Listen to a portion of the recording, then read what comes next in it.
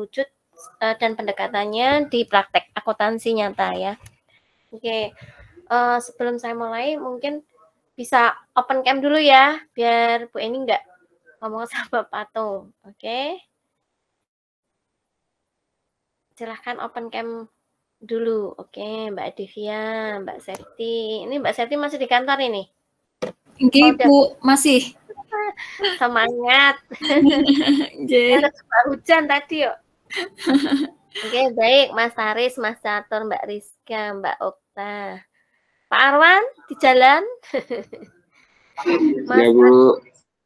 Mas Adam mana nih, Mas Adam? Oke, satunya lagi Mas Sopo iki. Tak sapa semua, Mas Ale, Mas Anatalia, Mbak Anatalia apa Mas Anatalia toh? Mbak Anatalia ya. Mas Catur, Mas David, Mas Muhammad Helmi, Mbak Nadia. Ya, di sini. Mas Renaldi mana? Mbak Rizka mana? Oke. Asik hadir semua ya, 18 orang. Oke, mari kita berkecimpung ria. Tentunya kalau bicara aset tetap, aset tak berwujud udah gampang ya. Tapi ketoknya gampang, ternyata ada juga yang case-case di lapangan masih kurang nggak pay attention ya mengenai case-case yang terjadi. Misalnya ada redepresiasi, recognize again gitu-gitu ya, itu gimana? Nah, seperti itu. Tapi tidak ada salahnya kita coba kupas tuntas sedikit demi sedikit ya. Mungkin ada nanti yang bisa kita lihat insight-nya. Apakah PPT yang saya share bisa terlihat dengan jelas? Apakah bisa terlihat dengan jelas? Bisa, Bu. Bisa, Bu. Oke. Bisa. Nah, ini tak kasih gambar ada kayak rumah-rumahan, ada kumbang 2, kemudian ada semacam kayak sinyal, kayak wifi. Nah, ini bikin gambarnya susah loh. Kayaknya gampang gitu ya, tapi susah bikinnya. Oke, artinya apa kalau ngelihat kayak gini? Terus saya kasih nama aset gitu ya. Ini walaupun bentuknya seperti ini bisa kita sebut sebagai aset loh. Kalau memang itu ternyata itu yang di tengah-tengah itu ada tawon 2 itu ternyata bukan sembarang aset ya. Nah, itu asetnya bisa ada wifi-nya. Bisa mengeluarkan wifi. Nah, itu bagi perusahaan telekomunikasi kayak gini nih walaupun bentuknya kayak kerucut begini, dia sangat berfungsi gitu. Makanya kok bisa sih kayak gini dinamakan aset gitu ya. Tapi kok ini enggak bunga tapi kok ada kumbang-kumbang yang mendekat gitu ya. Nah, kalau kita lihat di istilah aset ya, itu mempresentasikan aset itu istilah aktiva yang berarti aktif ya, mempunyai makna teknis yaitu sesuatu secara aktif atau fisik dikelola entitas sebagai lawan dari pasifa ya. Kalau kita lihat di posisi laporan keuangan tuh ada aktiva, ada pasifa ya. Nah, di aktiva itu ada yang namanya aset. Ada aset tetap, ada aset tak berwujud gitu ya. Nah, jadi kalau aset itu bisa mengandung makna semantiknya, kemarin kita udah pernah pelajari. Nah, sekarang saya mau bicara mengenai aset lancar. Nah, aset lancar kalau kita lihat di posisi keuangan itu ada kas dan aset lainnya yang dapat ditukarkan menjadi kas atau uang dalam jangka waktu 1 tahun. Makanya dinamakan lancar. Ya, karena bisa ditukarkan menjadi kas atau uang dalam jangka waktu 1 tahun. Makanya dinamakan lancar. Aset lancar ya. Oke, ini kita lanjut aja. Nah, kalau kita lihat di posisi keuangan itu ada aset lancar itu ada kas ya. Surat-surat berharga, piutang dagang, piutang wesel, persediaan, pembayaran di muka, investasi jangka panjang. Ini kita bicara aset ya. Nah, sekarang kita akan coba berbicara lebih detail mengenai aset tetap ya. Aset tetap merupakan aktiva bernilai besar yang digunakan untuk kegiatan perusahaan bersifat tetap, permanen, tidak untuk dijual kembali dalam kegiatan normal. Itu namanya aset tetap. Nah, contoh aset tetap itu tanah, gedung, kendaraan, peralatan, mesin, dan lain-lain. Ini udah tentunya semua yang bekerja di perusahaan pasti punya, namanya gedung, itu pasti punya kendaraan, peralatan gitu ya. Oke, sekarang apa juga yang dinamakan aset tak berwujud. Nah, kalau aset tak berwujud berarti aset yang tidak berbentuk ya, atau aktif yang tidak bisa dilihat, tidak bisa dipegang secara fisik ya, tidak bisa diukur, akan tetapi diciptakan melalui waktu atau usaha. Nah, untuk mengukur nilai aktiva tak berwujud, gimana cara mengukurnya? Oke. Aset tak berwujud itu sangat istimewa karena kenapa? Dia aset non fisik yang memiliki nilai ekonomis bagi perusahaan dan diharapkan memberi manfaat di masa depan. Contoh aset tak berwujud seperti kita lihat yaitu merek dagang gitu ya, hak cipta, paten, dan goodwill. Nah, pengukuran aset tak berwujud bisa menjadi tantangan karena tidak memiliki bentuk fisik dan seringkali sulit untuk menentukan nilai pasarnya. Benar apa enggak? Kok ada sih goodwill bisa dinilai, patennya, hak patennya itu bisa dinilai. Itu kira-kira caranya gimana nilai kayak gitu ya? Merek dagang nilainya sekian, aku mau beli hak patennya. Harganya berapa? 1 miliar. Kok bisa ya dia bisa menilai hak paten, hak cipta, merek dagang itu senilai 1 miliar gitu?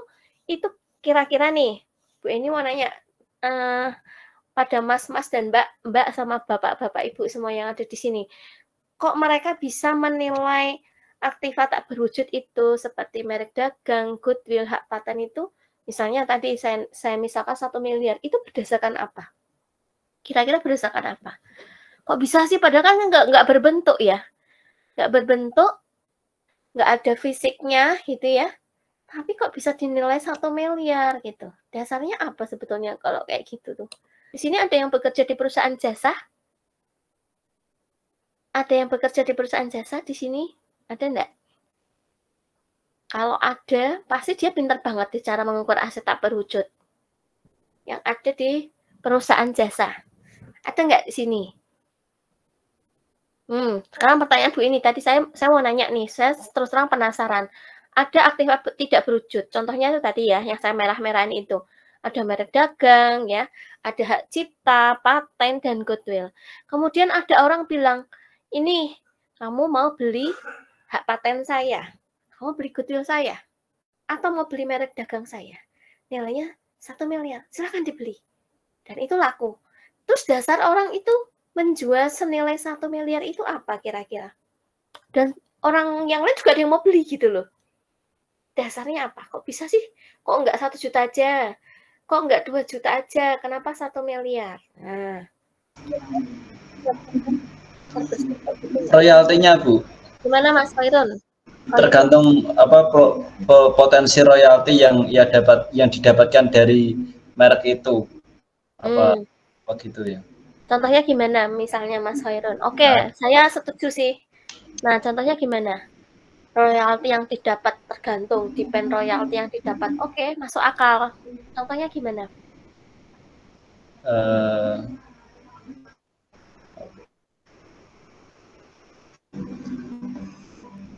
Belum praktek langsung sih Bu, jadi ya benar sih.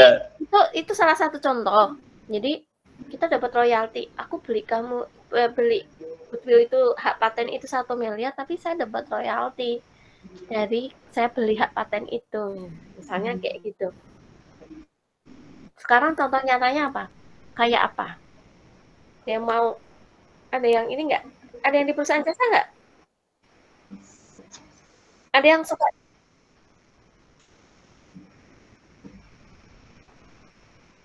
Hak cipta lagu, oke. Gimana? Nalarnya gimana, Mas? Hak cipta lagu.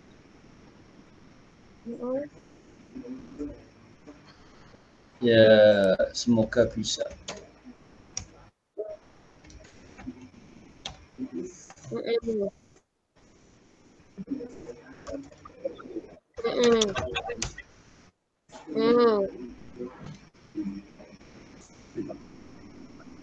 Oke, sekarang pertanyaannya itu benar sih, memang royalti bisa lagu ya misalnya. Pertanyaan Bu Eni, mendasar menetapkan royalti itu nanti setiap itu booming royaltinya dapat 1 juta misalnya gitu. Dasar menetapkan royalti 1 juta itu kira-kira apa? Apakah just orang kepengen nyebut nama nilai 1 juta aja, atau suka-suka orang, atau ada standarnya atau gimana gitu? Kira-kira pernah terpikir kayak gitu nggak?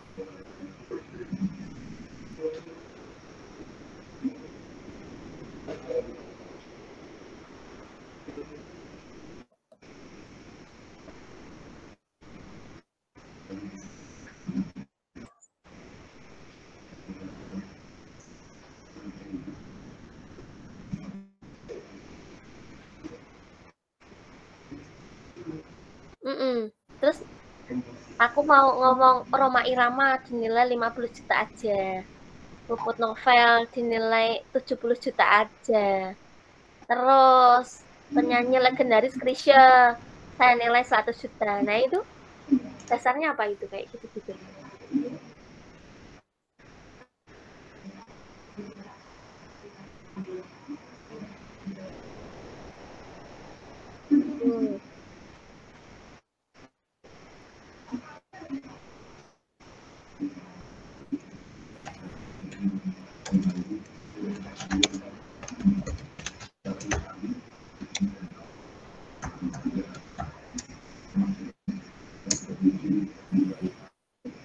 Berarti anu ya, kesimpulannya kalau aktiva tak berwujud itu subjektivitasnya tinggi ya? Gitu ya? Oke, baik. Karena penasaran, kita akan kupas tuntas. Nah, kita mau lihat dulu karakteristik aset itu kan sebetulnya satu, memiliki manfaat ekonomi di masa mendatang. Itu karakteristik aset. Yang kedua, dikuasai oleh suatu unit usaha. Yang ketiga, hasil dari transaksi masa lalu. Nah, ini metode mengukur aset tak berwujud itu sebetulnya gimana sih? Ternyata metode mengukur aset tak berwujud, tadi yang dikatakan Bu Eni kok bisa dinilai 1 miliar gitu, kenapa gitu kan. Nah, itu ada metodenya, yaitu cost method atau biaya perolehan ya. Pengukuran aset tak berwujud dinilai berdasarkan biaya yang dikeluarkan untuk memperolehnya. Nah, termasuk biaya pembelian, biaya yang diperlukan untuk membuat aset tersebut siap digunakan. Ini adalah metode yang paling umum diakui dalam standar akuntansi. Nah, jadi aktiva tak berwujud tadi, ujung-ujungnya ada kaitannya dengan cost method atau biaya untuk mendapatkan goodwill itu, untuk mendapatkan hak paten itu mengeluarkan biaya berapa, promosinya berapa gitu ya. Terkenalnya sampai jadi penyanyi itu butuh iklan berapa banyak, biaya yang dikeluarkan berapa banyak untuk meloncengkan Puput Novel, Rhoma Irama itu membutuhkan biaya yang berapa banyak. Untuk mengiklankan mereka jadi tenar itu membutuhkan biaya berapa banyak. Nah, itu berkaitan sama biaya perolehan atau cost method. Ya, tadi yang seperti royalti tadi yang Mas Adam sama Mas Khairon bilang tadi. Jadi kalau royalti itu ada kaitannya sama ketenaran. Lah, untuk menjadi tenar itu sampai tenar itu butuh biaya berapa untuk melejitkan mereka, misalnya begitu. Nah, ini ada kaitannya dengan bagaimana suatu aktiva tak berwujud tadi diakui. Nah, ini dikasih contohnya. Jika sebuah perusahaan membeli hak paten dari perusahaan lain seharga 1 miliar, maka paten tersebut akan dicatat di neraca senilai 1 miliar. Kenapa kok dinilai 1 miliar? Ya, ini kaitannya dengan biaya yang diperlukan untuk membuat aset tersebut siap digunakan. Nah, kalau tadi Chrisye supaya menjadi tenar, itu biayanya berapa supaya dia terkenal sampai menjadi tenar dan legendaris? Nah, berarti berkaitan sama biaya perolehan atau cost metodenya. Nah, itu sebetulnya dasarnya. Oke, yang kedua, ada metode revaluasi atau revaluasi metode. Kok bisa, Bu? Nah, pengukuran aset tak berwujud diukur berdasarkan nilai pasarnya. Namun, metode ini jarang digunakan karena sulit untuk menentukan nilai pasar yang objektif untuk banyak jenis aset tak berwujud. Nah, revaluasi dilakukan berdasarkan penilaian ahli atau data pasar. Biasanya ini dilakukan oleh appraisal yang sudah dia makan garam di dunia di dunia pasar ya. Karena dia sering mengepresel seorang expert yang sudah ahli berkali-kali melakukan, jadi dia unsur subjektivitasnya tinggi. Nah, ini kalau melakukan revaluasi aktiva tak berwujud atau revaluasi metode. Contohnya apa? Sebuah perusahaan memutuskan untuk menilai kembali merek dagangnya dengan menggunakan penilai independen yang menetapkan bahwa merek tersebut sekarang bernilai 5 miliar. Nah, ini ada juga yang namanya revaluasi, dievaluasi kembali ya merek dagangnya. Tapi tetap ada yang beli karena laku gitu ya. Jadi metode yang digunakan untuk penilaian aktiva tetap ada yang namanya metode revaluasi. Kalau tadi ada metode cost method, berapa biaya yang diperlukan sehingga barang itu siap digunakan. Kalau ini adalah pengukuran aset tak berwujud menggunakan metode revaluasi ya. Nah, ini contohnya merek dagang direvaluasi kembali untuk menilai kembali merek dagang gitu. Laku apa enggak? Ya laku. Karena apa? Merek dagang itu karena sudah terpatri. Misalnya zaman dulu kalian kalau beli deterjen mesti ngomongnya Rinso ya. Benar enggak? Nah, Rinso. Mau beli Soklin, mau beli Soklin, mau beli Molto, ngomongnya tolong berikan Rinso. Kalau mau minumnya mau Cleo, minumnya mau yang lain masih bilangnya beli Aqua. Nah, itu merek dagang itu kalau direvaluasi kembali bisa berkali-kali lipat gitu ya. Karena apa? Pasti ada yang mau untuk menilai kembali enggak pasti. Ya, karena apa? Itu udah legendaris. Kalau kalian mau beli sikat gigi, mesti ngomongnya apa? Tolong belikan apa? Nah, betul. Pepsodent. Kalau mau beli itu apa ya? Mie, ngomongnya apa? Indomie, Bu. Nah, padahal belinya sedap ya. Belinya macam-macam. Oke. Nah, oke, selain metode menilai aktiva tidak berwujud tadi dengan cost method atau harga perolehan, ini ada juga metode revaluasi, ada juga menilai aktiva tak berwujud dengan cara kapitalisasi pendapatan atau income capitalization method. Kok bisa sih? Nah, bagaimana contohnya? Nah, aset tak berwujud dinilai berdasarkan pendapatan yang dihasilkan atau manfaat ekonomi masa depan yang diharapkan dari penggunaan aset tersebut. Nilai aset dihitung dengan mengestimasi arus kas yang akan dihasilkan oleh aset tersebut dan kemudian mendiskontokannya ke nilai saat ini. Contohnya kayak gimana, Bu? Nah, perusahaan, ini contohnya ya, perusahaan memiliki paten. Ya, perusahaan itu memiliki paten yang menghasilkan pendapatan tahunannya itu 500 juta. Ya. Nah, dengan tingkat diskonto 10%. Nah, nilai paten tersebut bisa diestimasi sekitar 5 miliar. Itu ngitungnya 5 miliar dari mana? Dari diskonto pendapatan tahunan ke masa depan. Ternyata kita bisa menggunakan metode kapitalisasi pendapatan atau income capitalization method gitu ya. Perusahaan yang mulai hak paten itu yang tiap tahunnya memiliki pendapatan sebesar 500 juta, kalau dengan tingkat diskonto 10%, berapa sih ke masa depannya itu nilainya berapa? Kita bisa ngitung. Nah, dengan tingkat diskonto 10%, pendapatan yang per tahun 500 juta bisa diprediksikan di masa depan kita mendapat uang sebesar 5 miliar.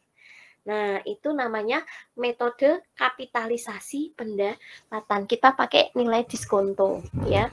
Tahu nggak yang dimaksud nilai diskonto apa? Yang dimaksud nilai diskonto apa kira-kira?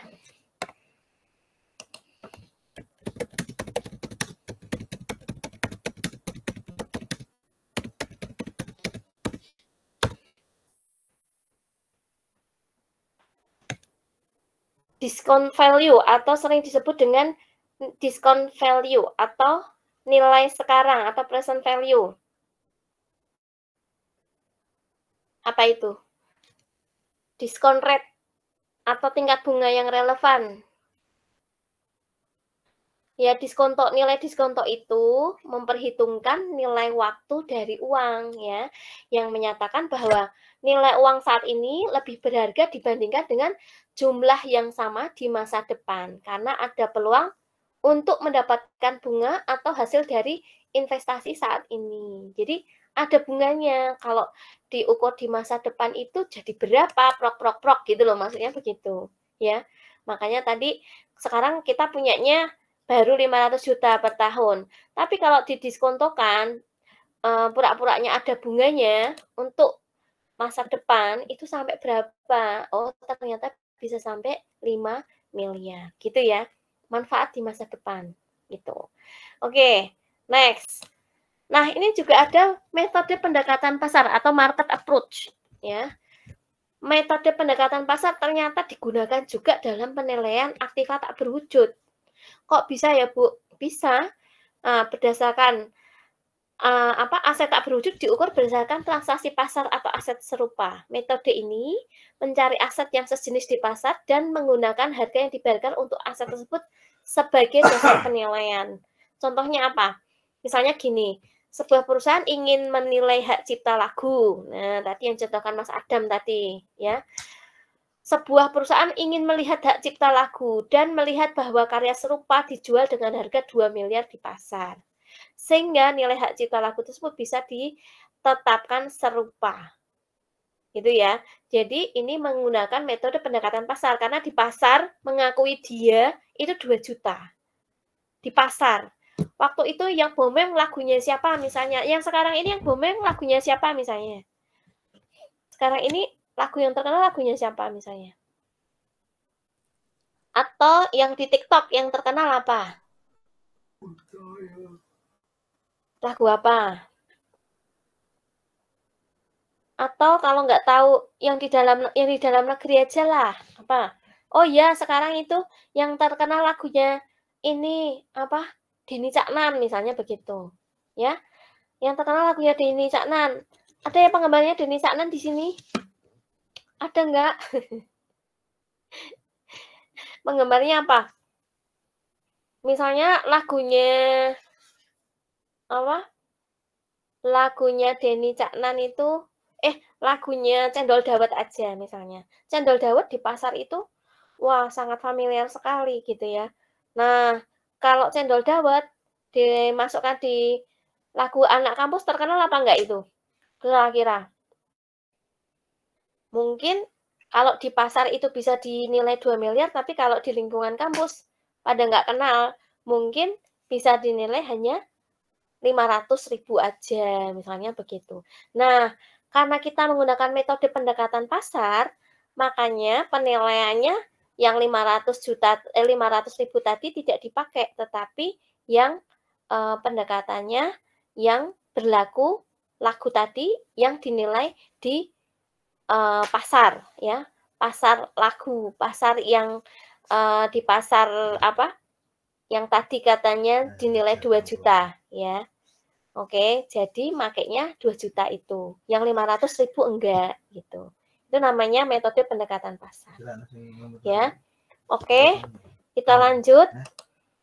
Metode penghasilan diskonto atau diskon cash atau DCF. Ada yang pernah dengar apa yang namanya DCF? Discounted cash flow. Ada yang pernah dengar ini? discounted cash flow. Ya, ini metode ini melibatkan perhitungan nilai aset berdasarkan arus kas masa depan yang diharapkan dari penggunaan aset tersebut. Arus kas tersebut didiskontokan ke nilai kini menggunakan tingkat bunga yang sesuai. Sehingga perusahaan memiliki perangkat lunak yang diharapkan menghasilkan arus kas 300 juta per tahun selama 5 tahun dengan tingkat diskon 8%. Nilai kini perangkat lunak dapat dihitung. Oke, kita next aja ya, DCF ya. Oke, sekarang ini royalti. Nah, tadi ada yang ngomong royalti ya. Ini Bu ini juga bahas yang royalti. Metode royalti hipotesis atau relief from royalty method. Pengukuran dalam metode ini nilai aset tak berwujud dihitung berdasarkan biaya royalti yang akan dibayarkan. Jika perusahaan tidak memiliki aset tersebut dan harus menyewanya dari pihak lain. Sama konsepnya sama metode apa tadi? Metode ECOS method ya, atau biaya harga perolehan. Jadi biaya untuk mendapatkan royalti itu harus dibayarkan perusahaan itu berapa, menyewanya harus berapa gitu ya royaltinya. Nah, ini contohnya gini. Jika sebuah perusahaan tidak memiliki merek dagang dan harus membayar royalti sebesar 5% dari pendapatan tahunan untuk menggunakan merek tersebut, nilai merek dagang dapat dihitung berdasarkan pendapatan yang dihasilkan oleh merek dan biaya royalti yang akan dihindari. Paham maksudnya di sini? Jika sebuah perusahaan tidak memiliki merek dagang, jadi perusahaan itu tidak memiliki merek dagang dan harus membayar royalti sebesar 5% dari pendapatan tahunan. Jadi nanti kalau dia beli royalti atau beli merek dagang, pendapatan tahunannya berapa? Perjanjiannya dia harus bayar 5% dari pendapatan tahunan yang didapat karena menggunakan merek tersebut. Nah, nilai merek dagang dapat dihitung berdasarkan pendapatan yang dihasilkan oleh merek dan biaya royalti yang akan dihindari. Jadi, nilai merek dagangnya itu dinilai sebesar 5% dari pendapatan yang didapat dan biaya plus biaya royalti. Nah, ini salah satu cara untuk, tadi saya tanya, kok kamu bisa menilai 1 juta, kok bisa menilai 2 juta, kok menilai 3 juta? Nah, ini ternyata ada juga contoh yang besarannya berdasarkan pendapatan yang diterima. Berapa persen perjanjiannya gitu. Misalnya 5% dari pendapatan yang diterima ditambah biaya royalti yang dikeluarkan. Nah, itu dasar perhitungannya. Ini adalah dasar standar yang biasa digunakan. Kenapa kok royalti dikenakan segitu gitu ya. Nah, ada penyanyi-penyanyi yang tidak bisa menciptakan lagu.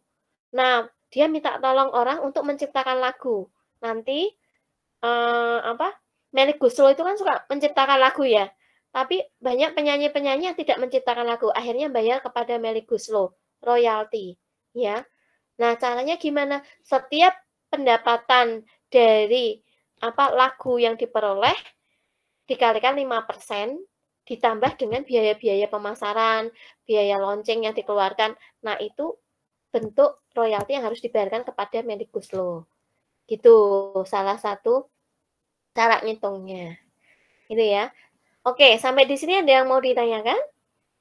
Dari aktiva tak berwujud? Oke.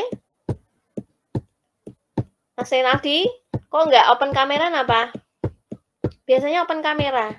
Masih ada, Bu. Masih. Di luar. Iya, Bu.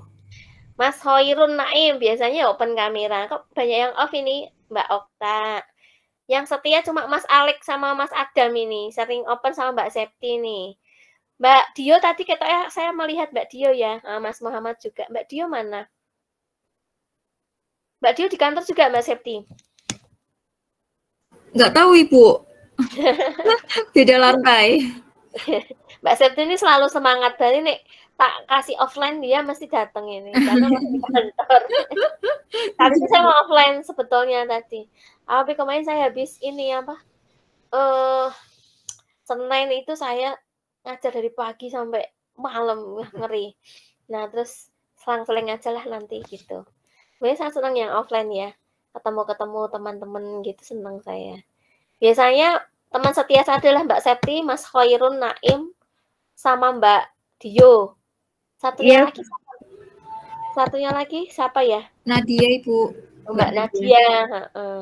Mas Adam tak tunggu-tunggu nggak pernah datang. Mas Taris yo ora pernah dateng. Kapan mau datang nanti tak kasih stiker les. Keluarga besar Magister Akuntansi. Gitu ya. Oke.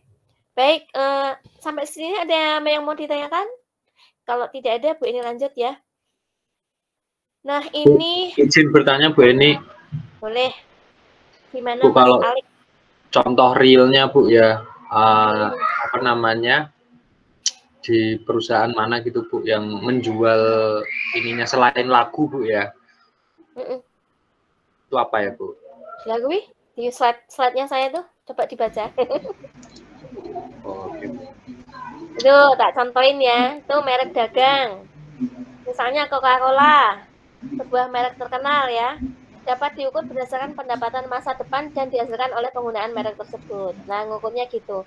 Menggunakan metode kapitalisasi pendapatan atau royalti hipotetis itu loh. Itu Coca-Cola. Itu kan merek dagang tuh Coca-Cola. Terus paten. Bisa menggunakan metode biaya perolehan toh. Tadi kan Bu ini juga sudah ngasih tahu paten itu, hak paten itu diciptakan dengan biaya tertentu. Ada transaksi pembelian, ada metode kapitalisasi pendapatan. Nah, misalnya nih, jika paten digunakan untuk menghasilkan produk yang menghasilkan keuntungan 1 miliar per tahun selama 10 tahun, nilai paten tersebut dapat dihitung dengan mendiskontokan arus kas masa depan. Kalau diskonto tadi caranya adalah biaya, jadi diskonto tadi caranya adalah biaya yang apa? Diskonto, ada diskon rate. Asumsinya untuk masa depan itu dengan adanya diskonto sekian itu bisa mendapat manfaat seberapa besar gitu. Jadi ditambahkan manfaat yang diperoleh gitu. Atau saya sebentar tak kasih contoh yang lebih ini lagi. Nah, goodwill misalnya. Pengukuran goodwill umumnya diakui terjadi antara kombinasi bisnis seperti akuisisi dihitung sebagai selisih antara harga pembelian perusahaan dan nilai wajar aset bersih yang dapat diidentifikasi. Misalnya gini, jika sebuah perusahaan dibeli dengan harga 10 miliar, sementara aset bersihnya hanya bernilai 8 miliar, misalnya begitu. Maka goodwill-nya sebesar 2 miliar dicatat sebagai aset tak berwujud. Nah, ini salah satu contoh nyata goodwill. Jadi, sebuah perusahaan dibeli dengan harga 10 miliar misalnya, ya. Itu perusahaan harganya 10 miliar. Sementara aset bersihnya, kan punya aset tuh perusahaan itu. Aset bersihnya hanya bernilai 8 miliar.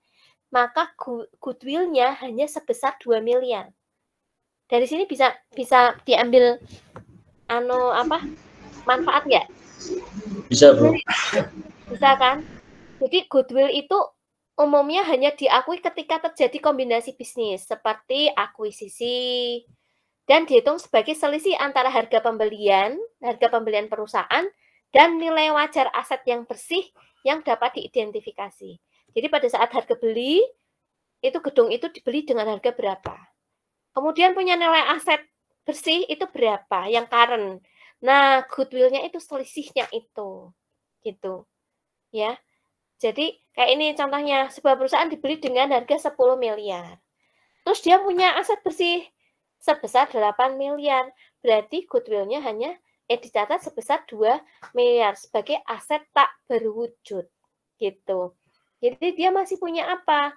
Oh, waktu didirikan dia 10 miliar, terus kekayaannya bersih, yang ketok melok-melok dalam pelaporan posisi keuangannya hanya 8 miliar. Berarti yang 2 miliarnya kan nggak kelihatan. Aset tak berwujud. Ya, 2 miliarnya nggak kelihatan atau aset tak berwujud. Karena apa? Dia dinyatakan mempunyai kekayaan gedung itu senilai 10 miliar, sedangkan yang kelihatan di depan mata, aset bersihnya, yang ketok di laporan posisi keuangan hanya sebesar 8 miliar. Berarti sisanya itu kan bayang-bayang, maksudnya tidak kelihatan gitu loh. Nah, yang tidak kelihatan itu, yang 2 miliar tadi kita akui sebagai goodwill. Itu salah satu contoh nyata gitu, Mas Khairun Naim. Bisa ya, bisa dimengerti ya. Oke. Nah, contoh lagi hak cipta atau copyright. Nah, tadi udah dari tadi bicara masalah lagu-lagu terus ya sampai bosen ya. Nah, kalau yang hak cipta tadi diukur mengenai metode biaya perolehan. Jika hak cipta itu dibeli atau dengan metode penghasilan diskonto. Jika hak cipta menghasilkan pendapatan dari royalti atau penjualan produk yang terkait. Ya. Contoh, hak ciptanya menghasilkan royalti 200 juta per tahun selama 5 tahun. Nilai hak cipta tersebut dapat dihitung menghasilkan pendapatan masa depan yang diharapkan. Ya. Gitu. Jadi diskontonya ikut dihitung. Nek, sekarang saya mendapatkan 100.000 untuk 5 tahun mendatang, nilainya 100.000 sekarang itu berapa sih? Maksudnya diskonto tuh gitu. Kalau sekarang nilainya 100.000, kira-kira kalau tak diskontokan 5 tahun yang akan datang itu nilainya jadi berapa sih gitu loh. Nah, itu contoh kita mengakui aktiva tak berwujud seperti hak cipta atau copyright. Jadi kita harus mempertimbangkan diskontonya. Kalau nilai sekarang 100.000, kalau tak diskontokan 10%, 5 tahun yang akan datang berapa? Nah, itu kalian harus memperkirakan diskontonya. Jadi, ini contohnya kan menghasilkan royalti 200 juta per tahun selama 5 tahun. Nilai hak cipta tersebut dapat dihitung menghasilkan pendapatan masa depan yang diharapkan. Artinya kita harus mempertimbangkan nilai diskonto atau manfaat atau bunga yang bisa kita terima 5 tahun ke depan itu sampai berapa saya dapatnya. Kalau sekarang cuma 100.000, kalau 5 tahun ke depan berapa? Nah, itu dilihat dari diskontonya tadi. Oke, perangkat lunak. Ngukurnya gimana? Nah, kalau perangkat lunak atau software, ya, itu kan juga nggak kelihatan ya. Namanya software, cloud gitu ya. Itu kan juga nggak kelihatan. Di awan-awan gitu ya. Software. Nggak ada fisiknya, nggak ada bentuknya. Nah, itu ternyata bisa diukur. Ngukurnya gimana? Kalian di perusahaan, kalian pernah pasti punya aplikasi software. Benar nggak? Punya sistem, ya kan? Itu diukur apa enggak? Software. Itu kan aktiva, tak berwujud. Diukur apa enggak? Saya yakin semuanya yang ada di sini kalau bekerja di perusahaannya itu pasti mempunyai software. Ya enggak? Software akuntansi, software untuk persediaan, software untuk pemasaran, software untuk bikin anggaran, macam-macam lah pakai software. Nah, itu sebenarnya software itu nilai aktiva tak berwujud apa enggak di neraca, di laporan posisi keuangan?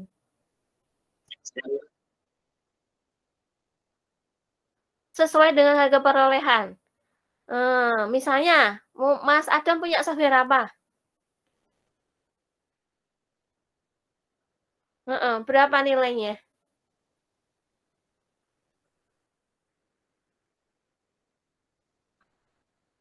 60-an juta. Oke, terus cara nilainya itu ngakui di laporan posisi keuangan sebagai apa, Mas?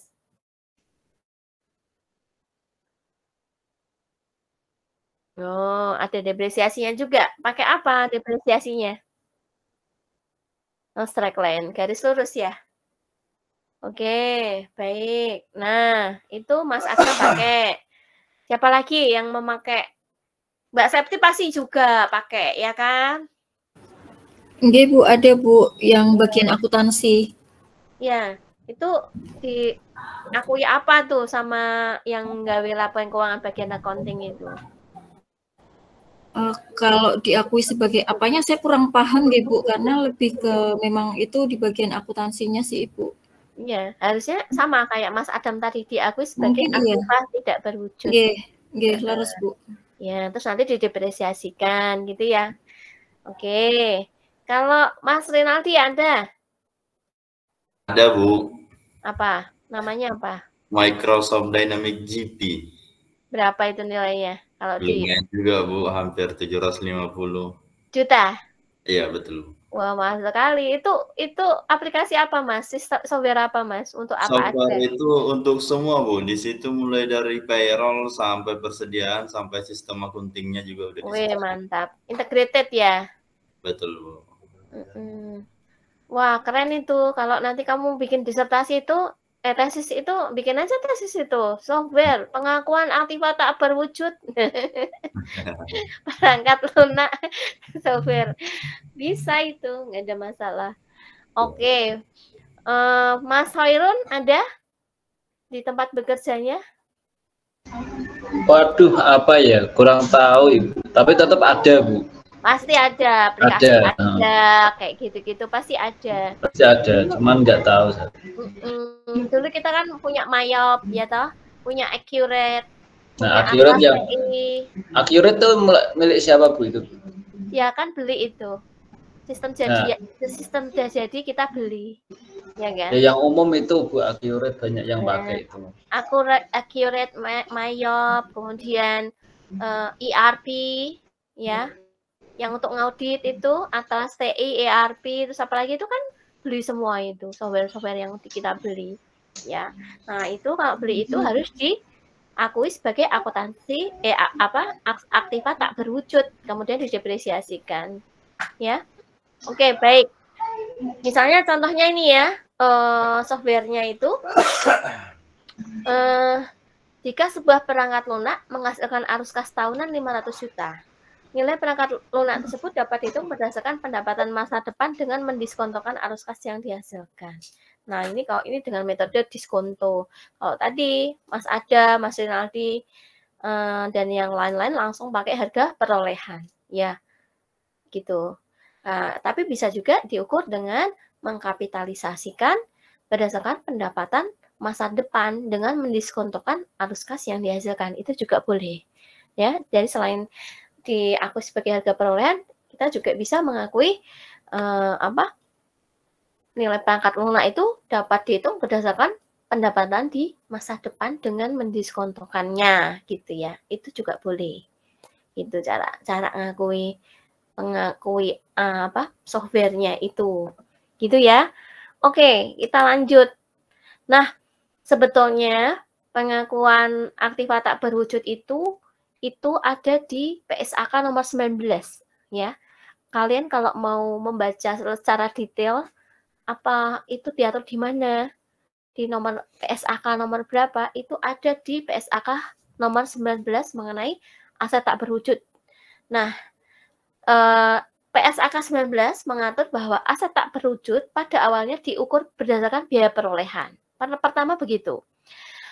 Tapi setelah itu bisa dilakukan revaluasi jika nilai wajar aset dapat diukur secara andal, gitu ya.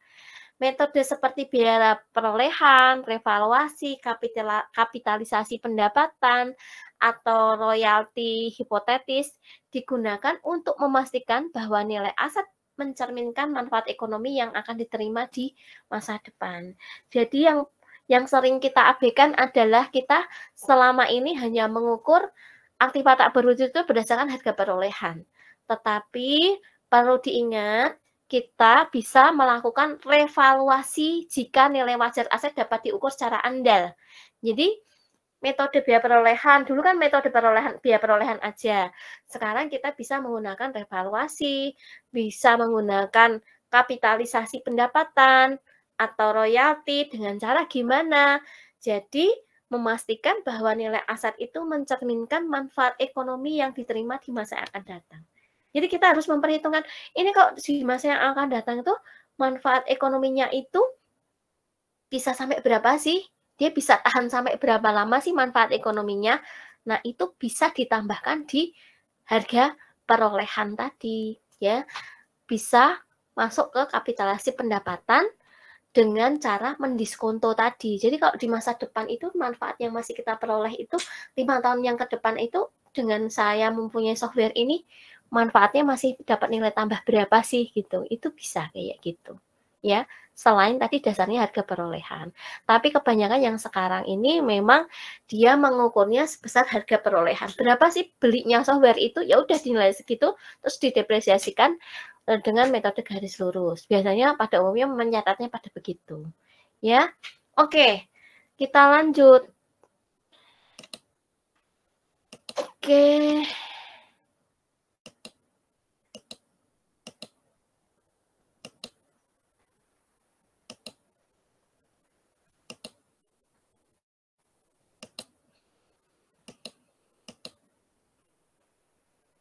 Ini kecil banget ya? Kelihatan kecil banget nggak?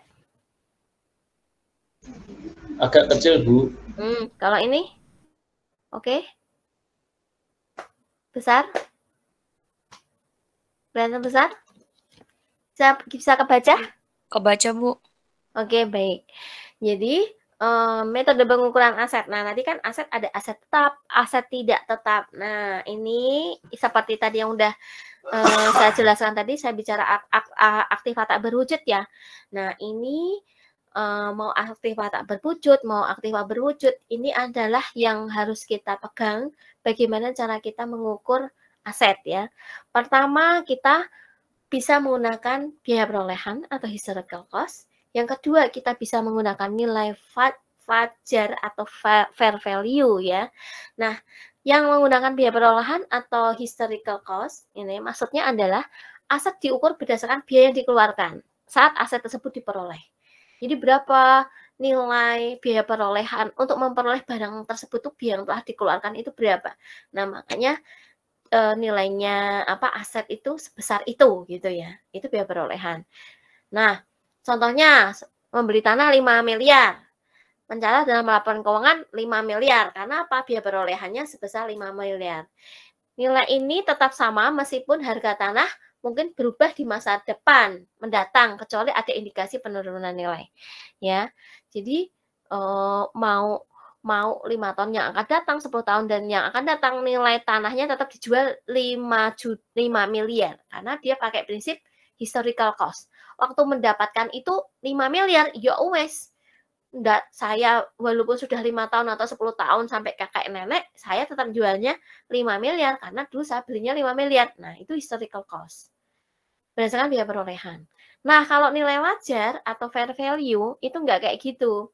Jadi, aset diukur berdasarkan harga yang akan diterima jika dijual di pasar pada tanggal pelaporan. Jadi, berdasarkan harga pada saat dia jualnya, pada saat itu. Pada saat itu lagi ngehit mobil Avanza misalnya, atau HR-V misalnya begitu. Nah, nilai wajarnya itu karena lagi ngehit ya tinggi jadinya. Fair value-nya tinggi. Walaupun Avanza udah lama, tapi karena peminatnya banyak, karena peminatnya berdasarkan pasar, makanya nilai Avanza walaupun sudah di tahun 2010-2011, nilai fair value-nya masih tinggi. Karena apa? Berdasarkan harga pasar saat sekarang gitu loh. Gitu. Padahal kalau dilihat dia tuh depresiasinya udah 10 tahun loh, tapi kok nilainya masih tinggi sih? Ya karena fair value tadi, ya. Aset diukur berdasarkan harga yang akan diterima jika dijual di pasar pada tanggal pelaporan. Nilai wajar mencerminkan nilai pasar terkini dari suatu aset. Jadi yang menentukan besar tingginya, mahal tidaknya itu pasar gitu. Karena peminatnya masih banyak ya Avanza masih ini mobil Avanza masih keren harganya sampai sekarang misalnya gitu. Ini misalnya ya, sebuah perusahaan memiliki saham di perusahaan yang lain diperdagangkan di bursa saham. Pada tanggal pelaporan, nilai pasar saham tersebut 100.000 per lembar saham. Maka nilai saham tersebut dicatat sesuai dengan harga pasar atau nilai wajar. Karena pada saat 100.000 itu pada saat harga di pasar. Makanya ditulis 100.000. Oke, kita next ya. Nah, selain biaya perolehan, fair value, ada juga nilai kini atau present value. Jadi, aset diukur dengan menghitung nilai kini dari arus kas masa depan dan yang diharapkan diperoleh dari aset tersebut menggunakan tingkat diskon tertentu. Maksudnya gimana? Contohnya ya, menggunakan present value itu contohnya gimana? Perusahaan memiliki piutang dengan nilai 1 miliar yang akan diterima dalam 2 bulan. Dengan tingkat diskonto 10%, nilai kini piutang tersebut dihitung menjadi lebih rendah dari 1 miliar. Itu mencerminkan nilai uang di masa depan. Paham? Present value-nya ada di mana, paham? Perusahaan memiliki piutang 1 miliar, ya, yang akan diterima 2 tahun, ya. Piutang, perusahaan memiliki piutang 1 miliar, tapi nanti diterimanya masih 2 tahun. Kan memiliki piutang, ya. Nanti diterimanya cash itu 2 tahun. Dengan tingkat diskonto 10%, nilai kini piutang tersebut dihitung menjadi lebih rendah dari 1 miliar. Nilai sekarangnya itu dihitung lebih rendah dari 1 miliar. Gitu. 1 miliar itu tadi perjanjiannya akan diterima 2 tahun lagi gitu ya. 1 miliar itu akan diterima 2 tahun lagi dengan tingkat diskonto 10%. Nah, nilai kini piutang sekarang kan 1 miliar itu baru akan diterima 2 tahun lagi. Berarti yang sekarang ini kita melihatnya nilainya mencerminkan itu 1 miliar itu kan nilai untuk masa depan. Jadi kita melihatnya sekarang itu berarti kalau 2 tahun ke depannya 1 miliar, berarti yang sekarang ini yang ada di depan mata saya nggak 2 miliar dong, nggak 1 miliar dong. Benar nggak asumsinya begitu? Pasti mencerminkan yang sekarang ini menjadi lebih rendah dihitungnya. Karena apa? Kalau 2 tahun lagi aja nilainya 1 miliar. Lah, kalau 2 tahun lagi aja nilainya 1 miliar, lah nilai sekarangku berapa? Berarti kan mandangnya lebih rendah dari 1 miliar itu, benar nggak? Bisa dinalar nggak? Nah, karena saat aku nanti 1 miliar, butuh waktu 2 tahun untuk dapat 1 miliar, berarti sekarang ini aku dapat berapa? 2 tahunnya baru 1 miliar, berarti kan lebih rendah dari 1 miliar. Gitu loh.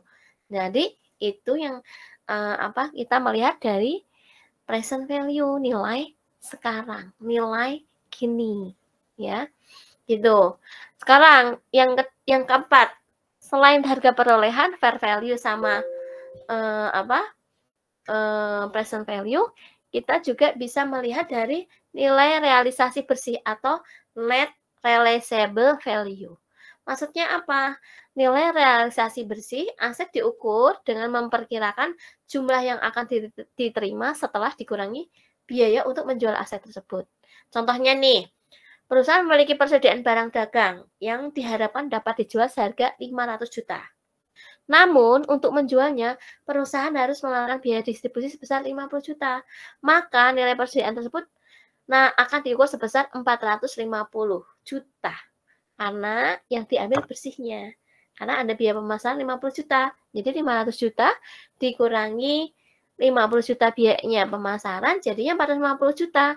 Jadi pengakuan asetnya berdasarkan nilai realisasi bersih. Maksudnya begitu. Jadi bersihnya berapa setelah dikurangi biaya-biaya yang dikeluarkan. Ya, itu untuk menilai aset. Gitu. Jadi aset bisa dinilai berdasarkan harga perolehan murni, aset bisa dinilai berdasarkan fair value, aset bisa dinilai berdasarkan present value, nilai sekarang, aset bisa dinilai berdasarkan nilai realisasi bersih. Maksudnya nilai yang didapat seharga berapa, namun pada saat menjual itu butuh biaya-biaya. Nah, biaya-biaya itu ditambahkan, dikurangkan. Jadi, pendapatan yang didapat dikurangkan dengan biaya-biaya yang terjadi, dapatlah realisasi net bersih, nilai realisasi bersih. Ya, nilai persediaan yang diukur waktu itu dicontohkan 500 juta dikurangi 50 juta jadi 450 juta. Oke. Next ya.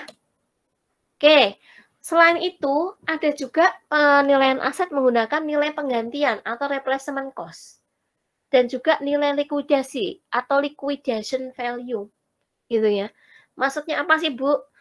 Nah, kalau nilai penggantian atau replacement cost, aset diukur berdasarkan biaya yang harus dikeluarkan untuk mengganti aset dengan aset serupa dalam kondisi yang sama dalam pasar saat ini. Jadi, ada terjadinya penggantian, tapi pergantiannya asetnya serupa atau sama. Contoh, sebuah perusahaan memiliki mesin dibeli 5 tahun lalu. Saat ini, untuk mengganti mesin tersebut dengan mesin yang baru, yang serupa, perusahaan harus membayar 2 miliar. Nah, karena ingin menggantikan mesin dengan yang serupa, butuh biaya 2 miliar. Maka nilai masa tersebut diukur berdasarkan nilai penggantiannya, yaitu 2 miliar. Gitu. Jadi nilai aset bisa diukur berdasarkan nilai penggantiannya. Mesin itu tadi.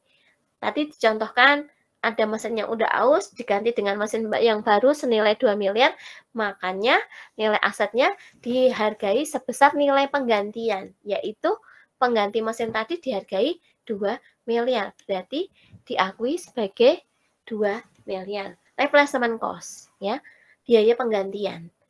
Kemudian nilai likuidasi atau liquidation value. Maksudnya apa, Bu? Aset diukur berdasarkan harga yang dapat diperoleh jika aset tersebut dijual dalam kondisi likuidasi di mana perusahaan harus menjual asetnya dengan cepat. Nah, kondisinya tuh mau likuidasi nih perusahaannya, gitu ya. Makanya dijual seharga nilai likuidasi. Contoh, sebuah perusahaan harus segera menjual pabrik untuk melikuidasi usahanya. Maka pabrik tersebut mungkin akan dijual dengan harga lebih rendah dari nilai pasarnya. Karena mau dilikuidasi. Nah, nilai likuidasi di pabrik tersebut sebesar 3 miliar dibandingkan dengan nilai pasar 5 miliar. Berarti kita ngakuinya sebesar nilai likuidasi yaitu 3 miliar gitu ya. Oh, ternyata macam-macam ya pengakuan aset ya. Tak pikir harga perolehan aja yang selama ini diketahui ya.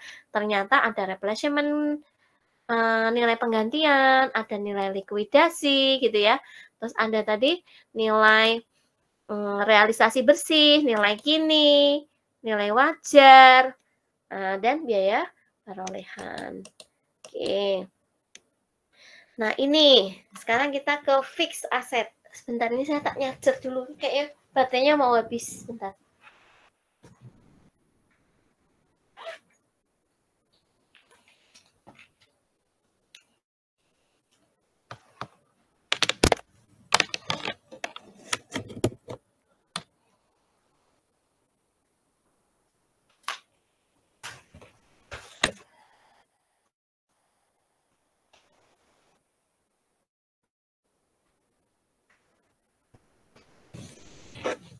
Oke, nah sekarang ke aset tetap atau fixed asset. Kalau tadi saya sudah menjelaskan aset tak berwujud, terus saya juga menjelaskan aset, nah gitu ya. Sama pengukurannya, sekarang kita akan menuju ke aset tetap atau fixed asset. Nah, fixed asset seperti tanah, bangunan, mesin, peralatan. Nah, pengukuran awalnya seperti yang Bu Ini katakan tadi, memang awalnya itu menggunakan biaya perolehan ya. Seperti yang sudah kita biasanya mengakui aset atau aktiva tetap berdasarkan biaya perolehan, kemudian kita mendepresiasikannya sesuai dengan garis lurus. Nah, biaya perolehan yang meliputi harga beli dan semua biaya yang dikeluarkan untuk membuat aset tersebut siap digunakan. Tetapi kita harus memperhatikan bahwa ada pengukuran setelahnya, yaitu aset tetap umumnya diukur menggunakan biaya perolehan dikurangi penyusutan atau depresiasi gitu ya. Tetapi bisa juga dinilai kembali menggunakan nilai wajar. Ya. Nilai wajar atau fair value. Jika sesuai dengan kebijakan akuntansi perusahaan. Contoh, sebuah perusahaan membeli mesin seharga 1 miliar dan biaya pemasaran 100 juta. Mesin tersebut dicatat dengan 1,1 miliar. Mesin ini kemudian disusutkan setiap tahun. 100 juta, 1 miliar, dan biaya pemasangan 100 juta. Ya. Perusahaan membeli mesin seharga 1 miliar. Biaya pemasangannya 100 juta. Mesin tersebut dicatat sebesar 1 miliar ditambah 100 juta. 1,1 miliar. Mesin ini kemudian disusutkan setiap tahun. Jadi, kalau kita melihat harga perolehannya, kita hanya ngakuinya sebesar 1 miliar saja. Benar nggak? Biasa yang kita lakukan. Tapi, kalau kita melihat pengukuran setelahnya, aset tetap umumnya diukur menggunakan biaya perolehan dikurangi penyusutan. Tetapi bisa juga dinilai kembali menggunakan nilai wajar, jika sesuai dengan kebijakan akuntansi. Kalau dilihat dari nilai wajarnya, ada biaya membeli mesin 1 miliar, ada biaya pemasangan 100 juta, itu semua biasanya dicaskan semua. Oh, wajarnya berapa sih? Aku kena biaya sekian, aku asetnya sekian, dan aku kena biaya pemasangan sekian, berarti nilai asetnya atau nilai mesinnya itu dicatat sebesar nilai perolehan beli mesin plus biaya yang dikeluarkan 1,1 miliar. Mesin ini kemudian disesuaikan setiap tahun. Jadi ini yang perlu diperhatikan. Selain kita biasanya perolehan, tapi biaya setelah itu kita juga harus bisa mengakuinya, ya.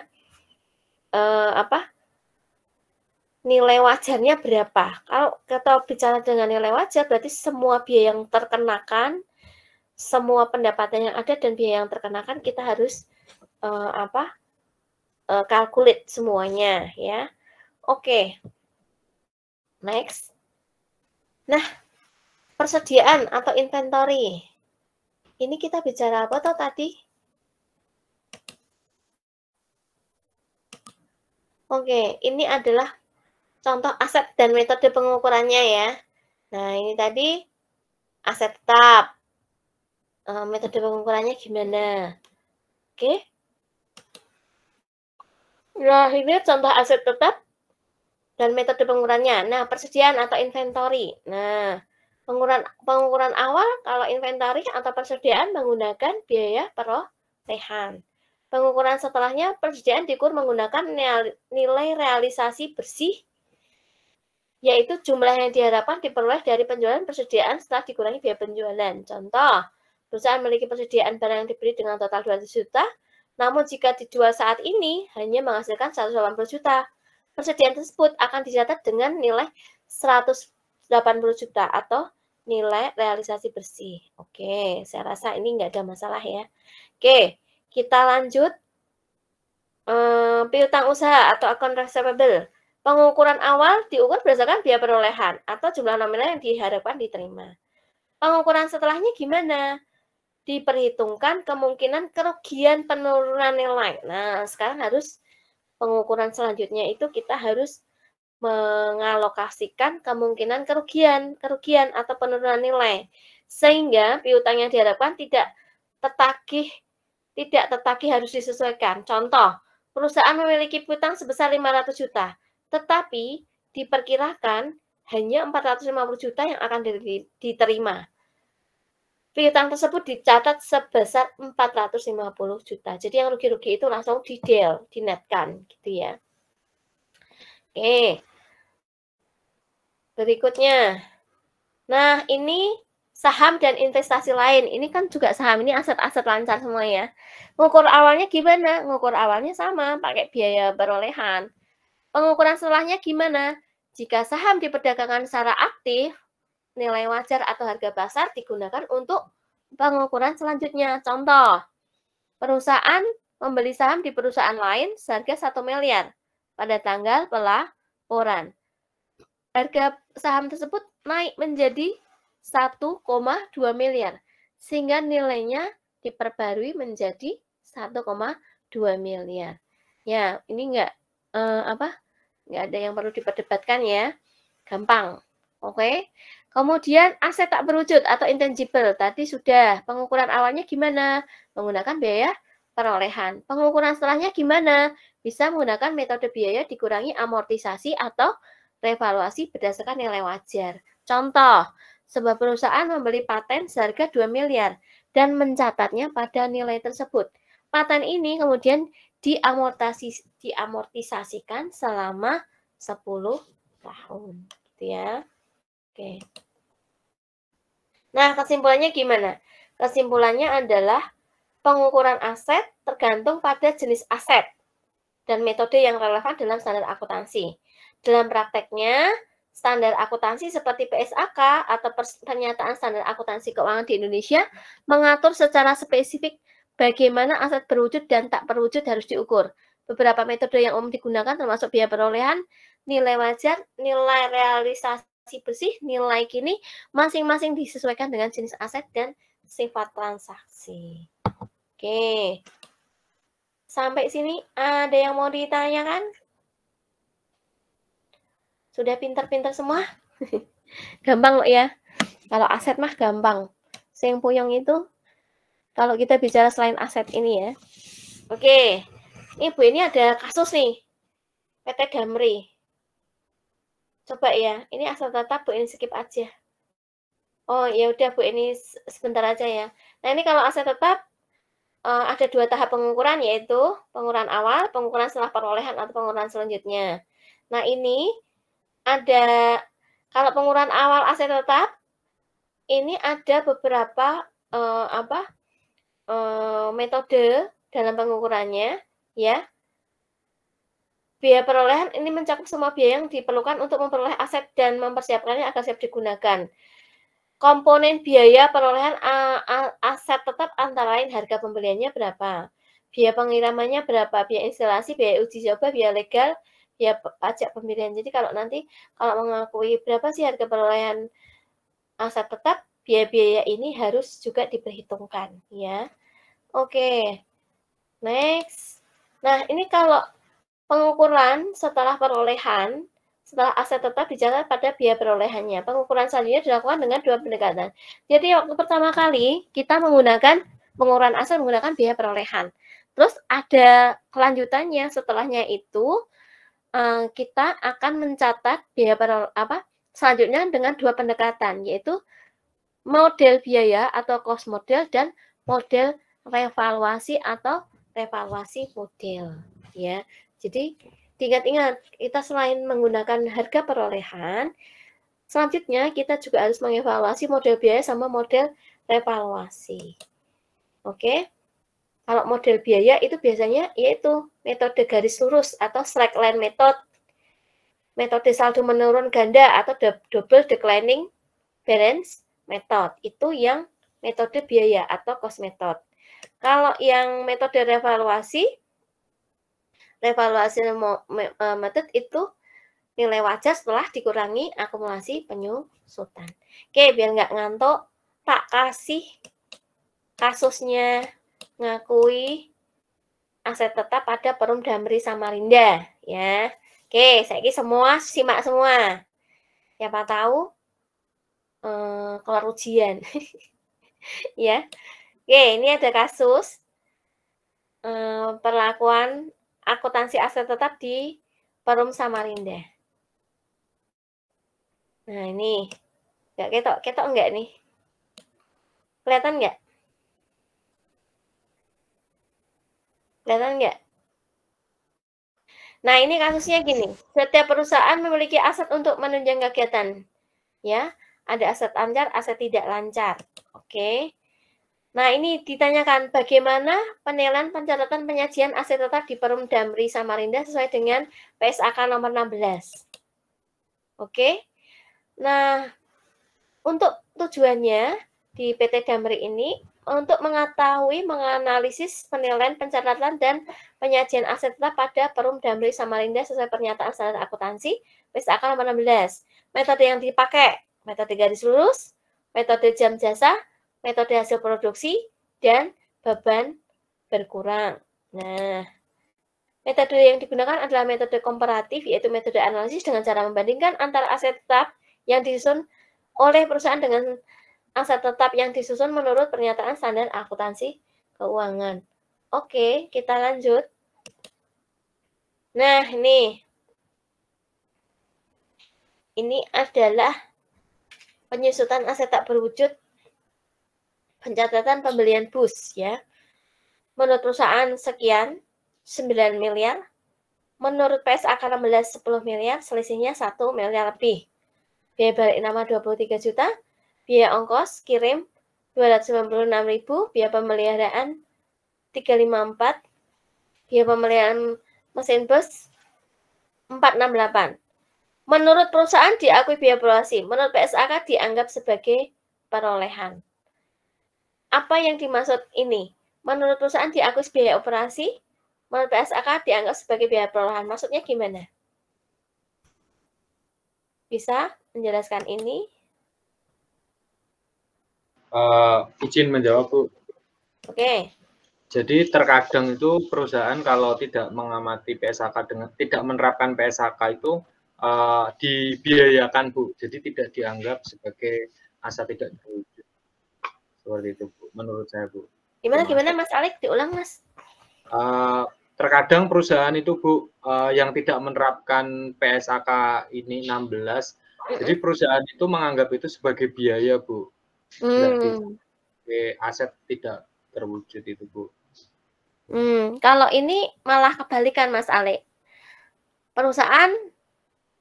Menurut perusahaan diakui biaya operasi, tapi menurut PSAK dianggap sebagai perolehan. Jadi biaya itu dimasukkan ke harga perolehan gitu.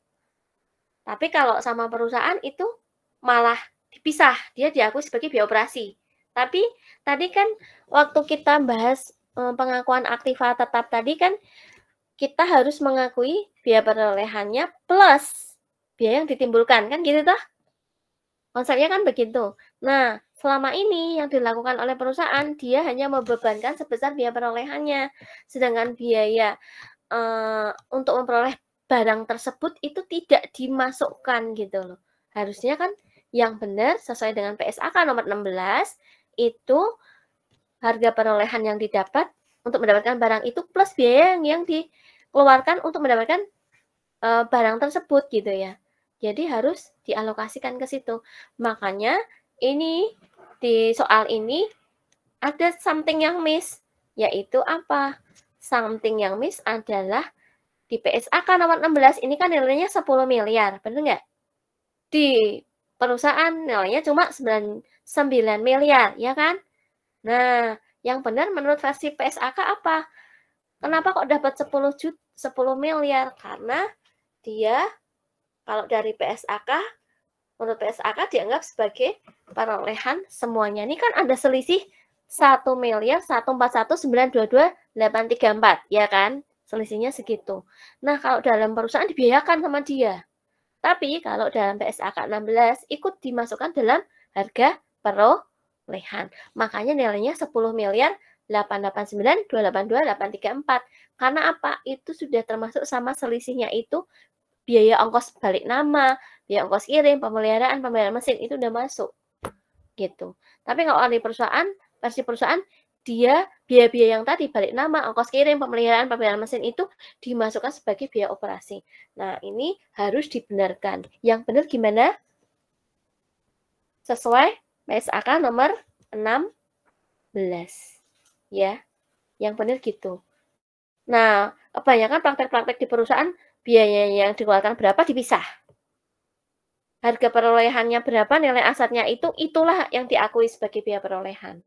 Benar nggak?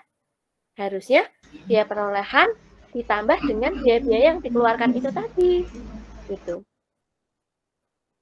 Gitu ya. Oke. Baik. Nah, inilah penyusutan aset tak berwujud, pencatatan pembelian bus. Nah, menurut perusahaan 1 miliar. Menurut PSAK 16 1.218.000.000. Selisihnya berapa? 142 juta. Menurut Damri Samarinda mengakui harga perolehan berdasarkan harga beli dan tidak mengkapitalisasi biaya seharusnya dikapitalisasi namun diakui sebagai biaya operasional. Itu. Jadi selama ini pada salah nyatet semua ya ternyata ya. Harusnya biaya yang dikeluarkan juga dikapitalisasi, ikut ditambahkan gitu. Karena konsepnya biaya perolehan itu berapa sih biaya yang dikeluarkan untuk mendapatkan barang tersebut itu termasuk dimasukkan dalam biaya perolehan, harga perolehan. Gitu. Nah, selama ini nyatetnya udah pada benar apa belum? Apa kayak Damri ini nyatetnya? Belum kelihatan, masih banyak yang salah itu. Nah, harusnya yang benar begitu. Namanya harga perolehan itu adalah harga pada saat barang itu didapat plus biaya yang dikeluarkan untuk mendapatkan barang itu, namanya aja harga perolehan.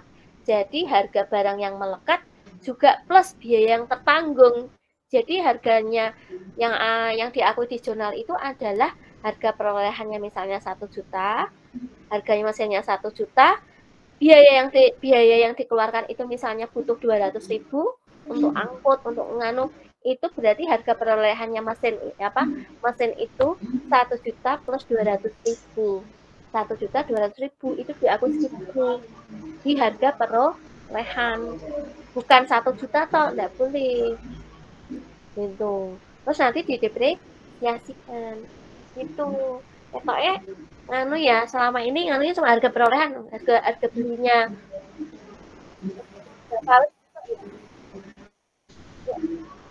Ya kan ya, angkut tetek bengek kayak gini itu tidak dimasukkan di harga perolehan ya.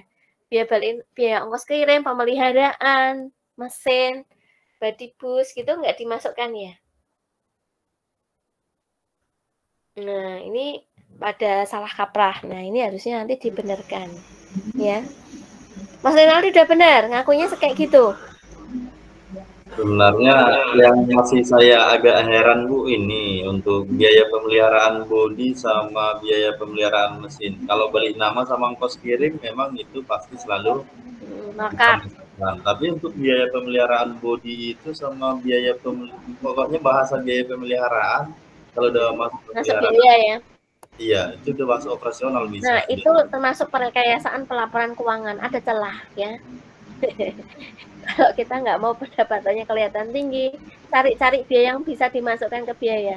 Namanya perekayasaan pelaporan keuangan. Kita mencari celah.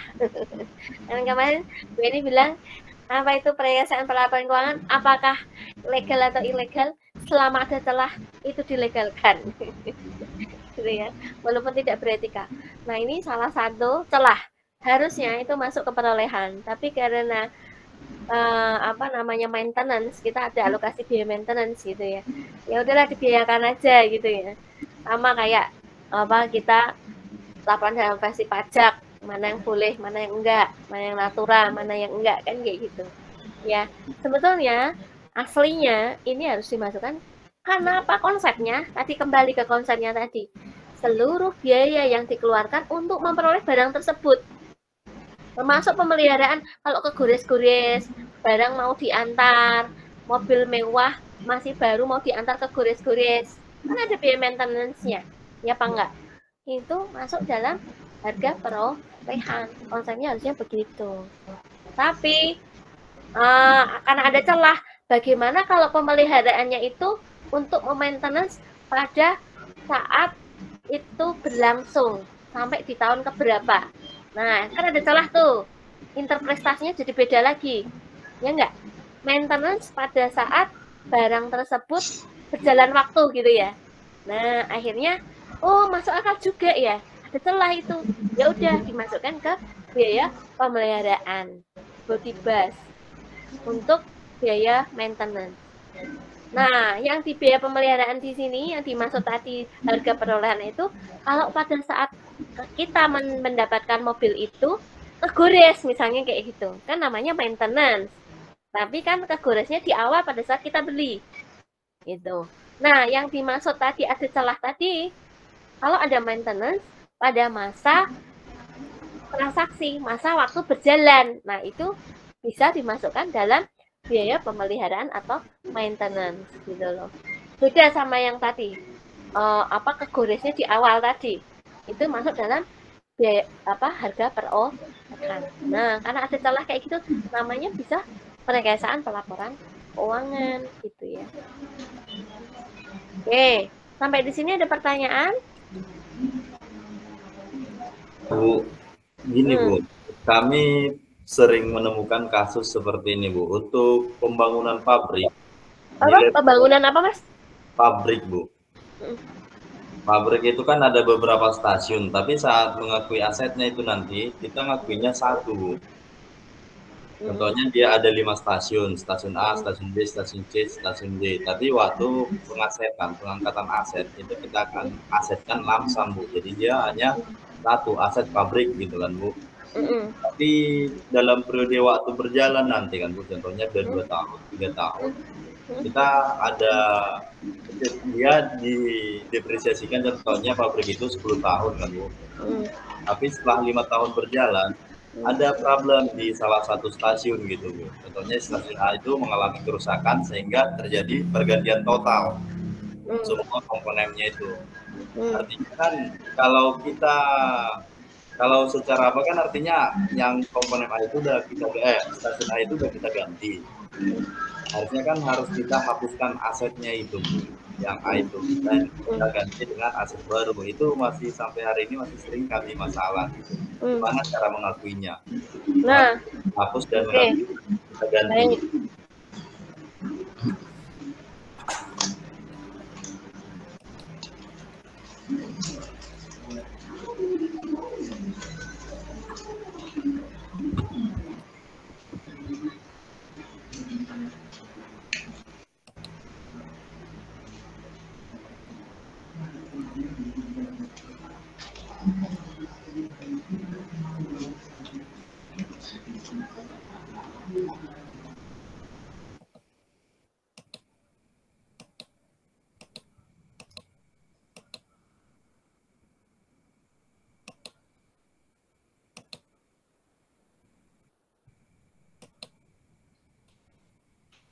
Nah nih, recognition, menarik kembali pengakuan. Nah itu dalam IFRS nomor 9 ya, tentang financial instruments, mendefinisikan bahwa derecognition adalah menarik kembali aset yang pernah diakui dari laporan neraca perusahaan. Gitu. Ternyata ada tuh derecognition. Tadi kayak kasusnya Mas Renaldi tadi tuh. Derecognition, ditarik kembali pengakuannya. Karena apa? Udah pernah diakui, ternyata rusak gitu ya. Stasiunnya udah pernah diakui ya Mas ya? Iya, tapi dia langsam Bu. Pengakuannya langsam. Pengakuannya langsam, harusnya nggak langsam, nggak boleh gitu ya, harusnya. Iya, nanti repotnya pada saat kalau terjadi kerusakan, harusnya kita kan menunjuknya ke yang misalnya stasiun B. Ya kita harusnya menunjuknya yang recognition, derecognition-nya menunjukkan stasiun B. Nah kalau kayak gini langsam kayak gini terus piye caranya? Nah, itu dia kemarin Bu, ada problem Bu. Nah itu masalah, harusnya nggak boleh begitu, harusnya ngakuinya nggak boleh langsam, harusnya stasiun A, B, C, D, begitu nanti ada masalah di stasiun B misalnya ya, kayak tadi itu, nanti kita bisa pakai metode recognition lagi nih, derecognition, menarik kembali pengakuan. Nah, kalau kita ketahuan boroknya di stasiun B, berarti senilai yang di stasiun B aja yang direcognition, yang ditarik ulang pengakuannya. Tapi kalau langsam kayak gitu, kita harus mitili. Bagian B itu dulu diakui berapa dari langsamnya tadi itu gitu loh. Langsamnya tadi itu misalnya diakui 50 juta. Nah, 50 juta itu terjadi 5 gerbong. Misalnya katakanlah satu gerbongnya 5 juta gitu ya. Nah, berarti ya udah manual dipilihin yang borok rusak tadi itu harus diambil. Berarti 50 juta dikurangi 5 juta itu tadi gitu. Jadi derecognition-nya itu. Jadi ngalahin karena udah diakui langsam, ngalahin merekognisi kembali dulu tuh dinilai berapa gitu loh. Ngalahin begitu. Mau nggak mau begitu. Gitu. Ya memang harusnya nggak boleh dilangsam ya. Tapi kalau dilangsam begitu pada saat terjadi masalah ya harus dibuka kembali dulu nilainya berapa sih di gerbong B itu gitu. Gitu Mas Renaldi. Oke, ada lagi nggak? Ada lagi nggak? Ini apa? Yang lainnya itu sunyi senyap. Tak sapa biar muncul di layar. Mbak Nadia mana? Nggak pernah terdengar. Mana Mbak Nadia? Iya Ibu. Depan kamera dong. Oh, ditarik Mas Renaldi dulu dari jauh. Lagi di jalan Ibu. Oh, lagi di jalan. Oke. Baru pulang Ibu. Oke. Mas Aris mana? Mas Aris? Ya Bu. Mas Aris mana? Ya Bu, suaranya masuk Bu. Masuk, tapi gambarnya nggak ada. Nah, ya, Bu. Piye kabarnya BPD? Alhamdulillah baik Bu. Ini kapan-kapan kalau meet up ke Udinus mau ya? Kalau ujian ini Bu, saya cuti ini Bu. Nah, yo. Kalau ujian pada datang ya. Maksudnya ujian besok ujian akhir gitu ya. Ujian akhir datang ya. Jauh-jauh dari luar kota. Mas Adam, Mas Renaldi, Mas Ale itu bisa toh? Mosok seumur sekolah di Udinus nggak pernah ketemu sama dosennya, nggak pernah ketemu sama yang lain. Jadi anu ya, nanti kalau sidang akhir pada datang semua ya. Siap, Bu. Podo izin. Siap, Bu. Iya toh. Ya Allah, Bu. Full online boleh, tapi pada saat ujian akhir harus datang. Itu wajib. Untuk kelas ini. Masa berapa? Ber-18 sing teko papat. Yang lainnya online semua gitu loh. Kan rame nanti ujian bareng gitu kan rame ya, ketemu kabeh gitu ya. Ya enggak? Sekali-sekali tak adakan coffee gallery gitu ya, bahas jurnal apa-apa gitu ya. Wah, ngumpul semua gitu. Hari Sabtu gitu, ben Mas Alek iso teko gitu ya, Mas. Siap, Ibu. Yeah. Ini maksudnya ujian akhir nih ujian tesis kan, Bu? Yo toh, tesis kudu teko kabeh ra ono sing online pokoke. Kelas ini. Wes tak yang kesehariannya tak maklumi, tapi begitu tesis harus datang wis toh. Wis bangetan ya ra iso teko wis bangetan. Sekali. Jangan-jangan wisuda ya ra iso, wisuda online ngono. wisuda online. Ya harus datang ya. Nanti buat peraturan pokoknya ini ujian kudu teko, ujian tesis.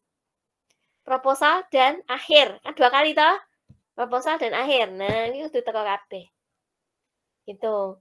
Oh ya, Bu ini mau ngomong, boleh kok kalian mencicil publikasinya dari sekarang nggak apa-apa. International Conference mau bikin paper dimasukkan dari sekarang is okay. Berarti nanti publikasinya sudah tidak hutang publikasi, tinggal tesis aja gitu ya. Udah punya tulisan, boleh dicicil dari sekarang. Kalau misalnya ada, nggak usah nunggu nanti sampai akhir, dicicil dari sekarang is okay, nggak ada masalah. Tak lihat kelompok ini praktek akuntansinya udah oke semua ya, tinggal digas bae toh mau yang mana gitu kan, gitu. Mau nanya-nanya nanti silahkan gitu ya. Oke, ini siapa yang selain bisa meet up di Semarang itu, selain Mbak Dio, Mbak Septi, Mas Khairun, Mas Adam, siapa lagi sing kira-kira bisa meet up? Mas Renaldi Kalimantan nggak mungkin. Bisa, Bu, tapi weekend, Bu. Siapa ini? Oh, Mbak Adevia. Weekend. Lah, kuliahnya aja. Kita di hari. Mbak Adevia di mana, Mbak Adevia? Di Jepara, Bu. Oh. Ya, sekali-sekali laju naik mobil. Pulangnya jam 5:30, Bu, kerjanya. Oh, mulai jam 6. Oh iya ya. It's okay. Pokoknya nanti pas tesis ya, proposal sama tesis datang pokoknya. Iya, Itu janjian itu. Oke. Saya rasa kalau tidak ada pertanyaan, Bu ini cukupkan sekian ya. Nggak apa-apa ya, kita akhiri sekarang. Biar bisa istirahat untuk besok. Kalau memang tidak ada pertanyaan, Bu ini akhiri sekian. Mohon maaf tadi ada sedikit keterlambatan ya. Kok nggak difoto dulu? Sopo? Ayo Mas Renaldi foto sih. Fotoin Mas. Oh, untung aku kelingan. Ayo Mas. Ayo Mas Renaldi fotoin. Open kamera semua. Pak Imam ada nggak nih? Hadir nggak nih Pak Imam? Siap Bu Eni. Kok diem aja Pak Imam? Wah, Jano. Bersuara Pak. Pak kalau Jian datang loh ya Pak. Insya Allah Bu Eni. Ini kapan umrohnya Pak? Umrohnya kapan nih Pak? Pak Arwan Hamidi Pak, Bu. Oh Pak Arwan, mana Pak Arwan ada enggak nih? Hadir enggak nih Pak Arwan? Hadir Bu. Pak Arwan saya nitip doa ya Pak, doain. Insya Allah Bu. Java saya lektor kepala gol ya Pak ya. Amin insya Allah. Amin. Ikut Pak, di tanah suci Pak, biar oke Pak, biar segera GB Pak Profesor. Amin. Iya, amin. Oke. Mas Renaldi foto Mas.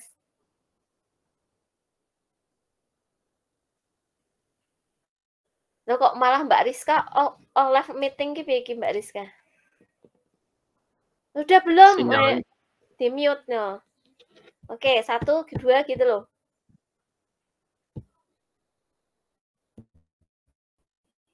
Mbak Rizka tadi keluar ya? Enggak Bu, ini tadi di HP yang itunya. Ini Oh di gitu. laptop. Oke, baik. Open kamera semua ya. Ayo Mas Aldi di 1, 2, 3. 3. Oke. Sekali lagi Bu. Oke. Sip. 1, 2, 3. Set. Oke, done Bu. Oke. Baik, terima kasih semuanya. Mas-mas, Sama-sama, mbak-mbak, Bu. bapak-bapak, ibu-ibu, semoga perkuliahan pada hari ini ya, memberi manfaat. Ya. Oke, dari saya Rizkian. Wassalamualaikum warahmatullahi wabarakatuh. Waalaikumsalam. Matur nuwun Bu. Dan sama-sama. Matikan ya. Bu.